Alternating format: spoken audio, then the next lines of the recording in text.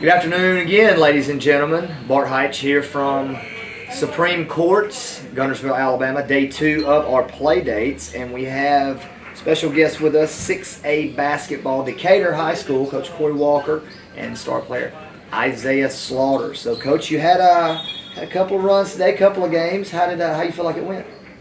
I thought we played, with intensity, effort today. That was the biggest thing. We coming out of 2 days of practice, so really just getting the guys back in the gym and acclimated to getting up and down the floor. But our biggest focus was just playing hard and playing together.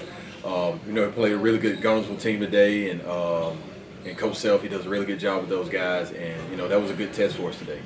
It was a good test. I was impressed. This is one of the first times I've really seen y'all up close in person defensively. I mean, that was the difference in the game in the second half. I think you would agree. I mean, Isiah and his teammates, they locked down in the half court. Is that the mentality of, I guess my question is, what is the identity?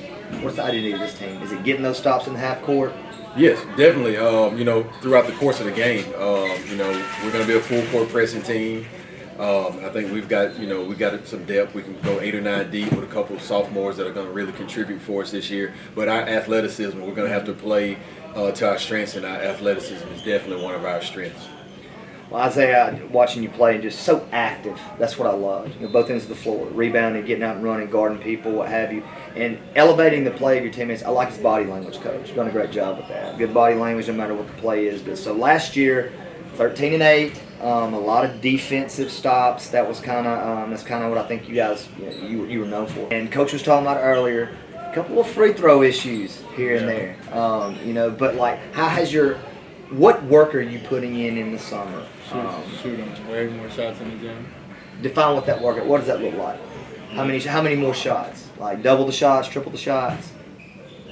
Compared to last year, probably like double. Double the shots. Well, that's all. Anytime you have to start increasing your play, the workload has to increase as well. But Coach, what is his biggest thing other than the free throws that you'd like to see him do as a leader, improving to help this team move forward in this difficult area, which we'll get into? We speak about leadership quite a bit with this guy because he's really the face of the program, one of the faces, one of the 2 top faces of the program, and when he goes, everyone else goes. I talked to him about getting to the gym early. Bringing 2 or 3 guys in with him early, staying late. That's contagious. Those other guys, when they see him coming in, putting in the extra work, they're going to see, okay, if one of our best players is doing it, I better get in the gym and help this team improve. So, in that aspect of just leading by example, he's already vocal. Those guys are going to listen to him anytime he speaks. But the things that he can do that's unspoken is really, I think, will really catch those guys out. Coming in the gym early, being the first one in sprints when we're running, being coachable. He's done a really good job of that. We, have been developing that aspect of his game as far as, the body language. That was a big thing last year. So, just taking the good with the bad and being even keeled throughout the course of a game and being coachable is going to really be a really good thing for him because, he's high energy. And with the style of play that the style of game that he has is going to really help benefit. We've started really working a lot in our fundamentals here on playing off 2 feet, playing from different spots. Where and I saw you scored in 4 or 5 different ways. And that's what the name of the game is now. But talking about those spots, talking about how basketball has changed. Where is your spot offensively that you feel like that you're most comfortable? Is it in transition? Is it on the block? Is it at the elbow? What does that look like? Transition. Definitely transition. I would say that. Give me a chance to get on a run, get past him. Yeah, Coach, you could tell that, like, anytime the ball came off the board and he didn't rebound it, he was getting out and go. Why is that so important? Why is that so important for your team that you can get out and run like that? I get on a run, we can get easy points and get back on defense.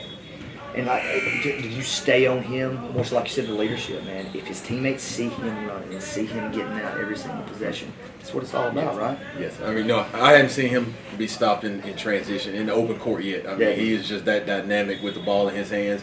And we work on and we talk about every day playing out 2 feet. Guys are gonna. He's a slasher. Guys are gonna sit in the lane and take charges, and we're working stride stops and pro hops. Get him on 2 feet, playing under control, being able to make decisions off of those 2 feet. So that's going to be a real area of improvement coming to this year because guys know he can score around the basket. So being under control around that rim. I'll tell you this. I'm glad that I'm old and I don't ever have to get in the rebound and drill with you and block you out, because that would be a tall order. So moving on to like the near future, right? Playing in arguably, Coach, in my opinion, any class, boys or girls, the toughest area maybe in the state. Defending state champion Coleman, obviously a good Hartsville program, was Muscle Shoals last year. Now they've dropped out. How do you not really overcome, but I guess how do you progress into that level that you've seen Coleman? Hartsville hasn't really been there yet, but Coleman got over that hump. What has to happen this year for Decatur to get not just through the area, but over that hump into the regionals and maybe even further than that? Putting 4 quarters together. We showed both our area games against Coleman and Hartsville that we were able to play with those guys, and I felt like we belonged. But you just know, playing 32 minutes is the name of the game, and we play a great half and come out second half and have a lull, and they go on a 16-4 run and looking at the scoreboard, and then you're down 12, 14 points against a team of Hartsville and Coleman's caliber. Then it's going to be a tough game to get back into. So putting 4 quarters together, and that just comes from mental preparation, and guys, not taking plays off and valuing each possession throughout the course of the game. Perfect thing to end with, because one of the most underrated things that's not taught, in my opinion, in basketball is the value of each possession, not just on offense but on defense. If you give up offensive rebound, on defense, when you're trying to get the ball back, that's just like a turnover. So all those aspects of the game are so important, valuing possessions. But senior year, if you could write the storybook senior year, what would that look like? When you walk in, what's your goal for your senior year individually and for your team? Well, I feel like Coleman can win state. We got a chance to win state too. That's the goal. Don't see why not. All right, folks. Thank y'all for joining us. Coach, thanks for being here. I know we'll see you again, and we look forward to seeing how you guys progress throughout the season. Thank you.